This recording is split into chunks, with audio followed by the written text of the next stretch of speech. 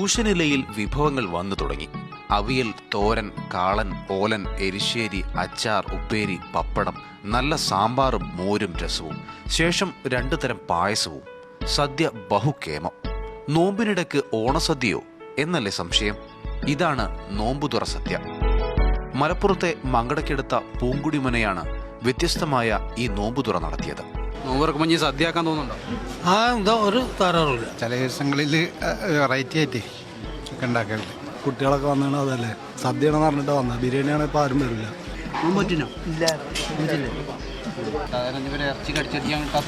അല്ല ഇത് ആവശ്യമാണല്ലോ. ഇറച്ചില്ലെങ്കിലും കഴിക്കാം. നല്ല തന്നെയാണ് അതിൻ്റെ ക്വാളിറ്റി. നോമ്പ് തുറക്കുമ്പോൾ സദ്യ വെച്ചിട്ട് എങ്ങനെയാണ്? നന്നായിട്ട് പുതിയൊരു അനുഭവം. പിന്നെ വീട്ടിലിത് പരീക്ഷിക്കാൻ നോക്കുന്നുണ്ടോ? വീട്ടില് നോക്കാം. ഒരു വെറൈറ്റി ആയിട്ടുണ്ട്, എപ്പോഴുള്ള രീതിയിൽ നിന്ന് മാറി. നോമ്പുതുറ നടത്തിയതിന് പിന്നിൽ പൂങ്കുടിമനയ്ക്ക് ഒരു കാരണമുണ്ട്. ഇവിടുത്തെ വിഷ്ണുപ്രിയയുടെ കല്യാണം ഇന്നാണ്. കല്യാണത്തിൽ പങ്കെടുക്കുന്ന നോമ്പുകാർക്ക് പകൽ ഭക്ഷണം കഴിക്കാനാവില്ല. അതിനാൽ എല്ലാവരെയും തലേ ദിവസം നോമ്പുതുറക്കായി മനയിലേക്ക് വിളിച്ചു. നമ്മൾ വിചാരിച്ചത് വേറെ രീതിയിലായിരുന്നു, ഒരു ബുഫേ മോഡലായിരുന്നു. അപ്പോൾ അവരെ നിർബന്ധിച്ചിട്ട് നമുക്ക് സദ്യ മതി, വെജിറ്റേറിയൻ ഫുഡ് മതി എന്ന് അവരിങ്ങോട്ട് പറഞ്ഞുകൊണ്ടാണ് നമ്മൾ ഇങ്ങനെ ചെയ്തിട്ടുള്ളത്. കല്യാണമില്ലെങ്കിലും എല്ലാ വർഷവും ഒരു ദിവസം മനയിൽ നോമ്പുതുറ നടത്താറുണ്ട്. പ്രദേശത്തിന്റെ സൗഹാർദ്ദ മനസ്സ് ഊട്ടിയുറപ്പിക്കുന്നതിൽ പൂങ്കുടിമനയ്ക്ക് വലിയ പങ്കുണ്ട്.